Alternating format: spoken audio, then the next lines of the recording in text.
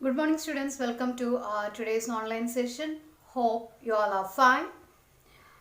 I believe you understood our previous chapter 100 dresses 1 and 2. I believe you studied the chapter also. Today we are going to discuss a new poem from the same textbook, and the name of the poem is Animals, written by Walt Whitman. Walt Whitman is an American writer, and in this particular poem the poet is comparing man and animal, the characteristics of man and animal. So I believe you took your textbook and a pen or a pencil to note down the meanings that we will discuss in between the chapter. Listen to the line by line explanation of the poem. Animals, written by Walt Whitman. Walt Whitman is an American poet who wrote revolutionary kind of poetry in free verse. This poem is also in free verse, that means there is no rhyming scheme. So in this poem he compares man to animals, and he finds that man lacks many virtues that animals have. This is the theme of the poem. Now look at your textbook, look at the lines of the poem. I think I could turn and live with animals. They are so placid and self-contained. I stand and look at them long and long. They do not sweat and whine about their condition. They do not lie awake in the dark and weep for their sins. They do not make me sick discussing their duty to God.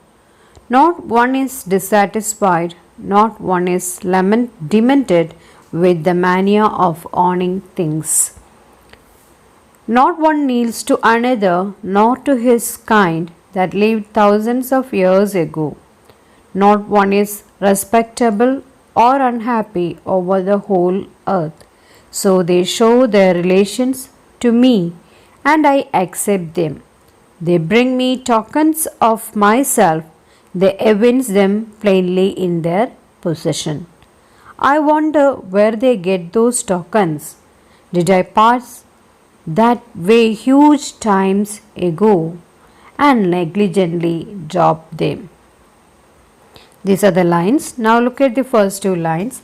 I think I could turn and live with animals. They are so placid and self-contained. I stand and look at them long and long. So the poet, I told you, in this poem, the poet is trying to make comparison between man and animal. And he is telling that I think I could turn and live with animals. I think I can turn into an animal and live with them.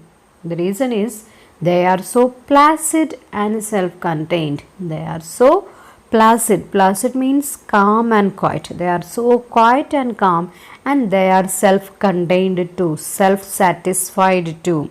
They are so placid and self-contained. I stand and look at them long and long.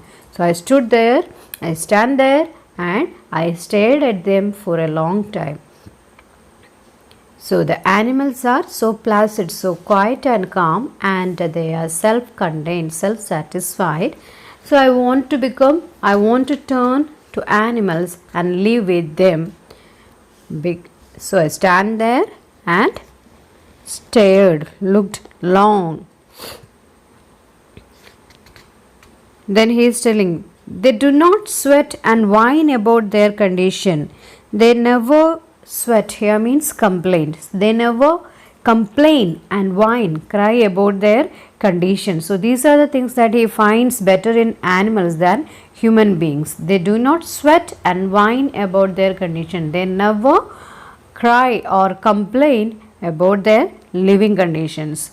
They do not lie awake in the dark and weep for their sin. And what they are not doing, they won't do anything wrong during the daytime, and they won't lie awake in the night thinking about those things or weeping about those sins that they have committed on the daytime. In the daytime, so the poet is saying that they do not lie awake in the dark and weep for their sins. These animals, they won't do something wrong in the daytime, and night time they won't lie awake weeping about all those things they had done.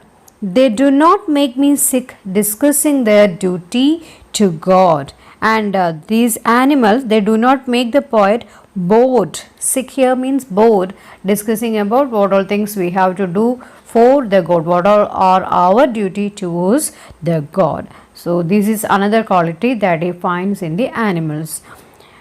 Not one is dissatisfied, not one is demented with the mania of owning things. Then again he is telling, not a single animal is dissatisfied about their life, their living condition, and not a single animal is demented about the mania of owning things, and no one is running forward or rushing in their life to own, possess things. Mania means here it is crazy about. Okay, so the poet is telling that not a single animal is discontented about or discontented over their life or is crazy with the desire to possess more and more things in their life. Then look, not one kneels to another, not to his kind that lived thousands of years ago, and not a single animal among them, they all are equal. Not a single animal kneels or bows their head in respect to another animal.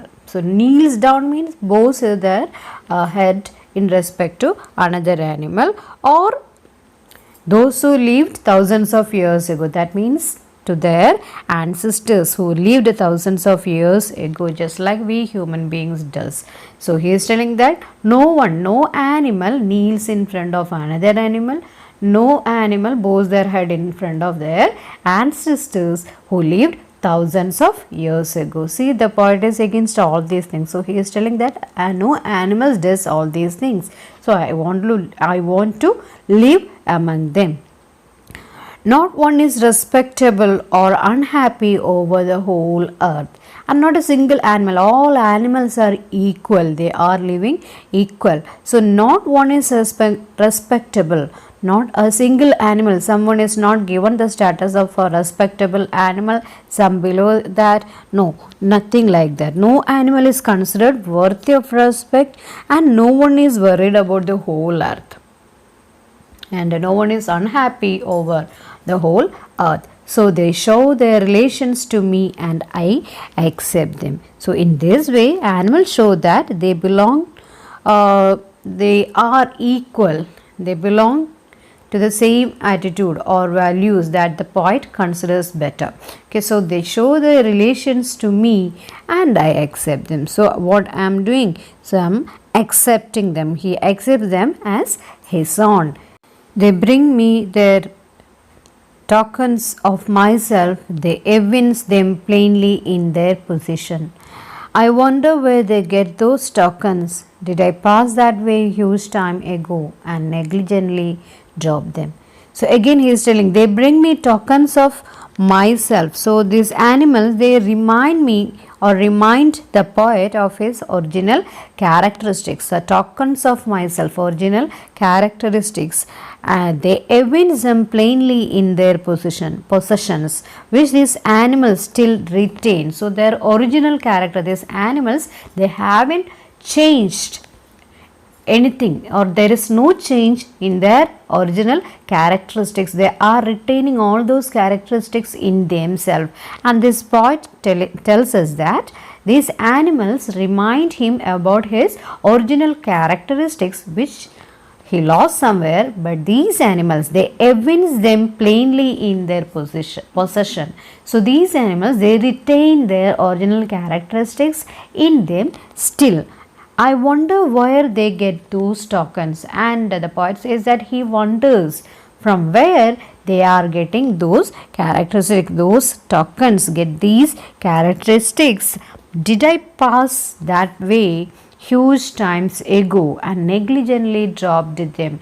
And where did I drop this original characteristics? Somewhere. So I dropped it somewhere. Did I drop it somewhere? Did I pass through that? That means I had all those. Whether I wonder where this animal get all these original characteristics, and I wonder where I lost it. That is the meaning of the last two lines. I wonder where they get those tokens, where these animals get their original characteristics.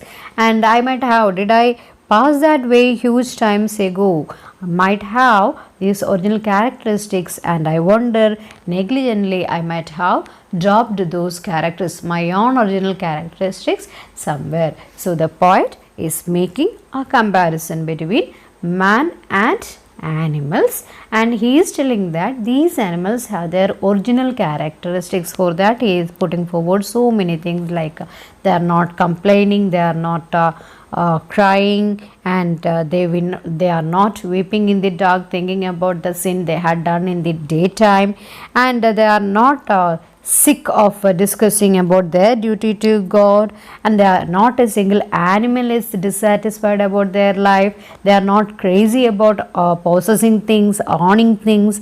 Not even an animal kneels down in front of another animal or kneels in front of their ancestors who lived thousands of years ago. There is no discrimination between any animals. No one is considered more respectful than other animals, and he's telling that all these are the original characteristics of those animals which they retain, they maintain now also in them, which the poet wonders where he lost all those tokens of life.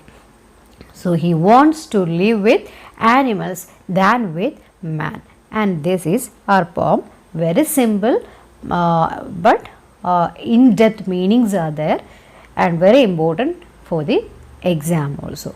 So read the textbook, understand each line, take down the notes, attend the test today itself. We can meet in our next session. Thank you. Have a great day.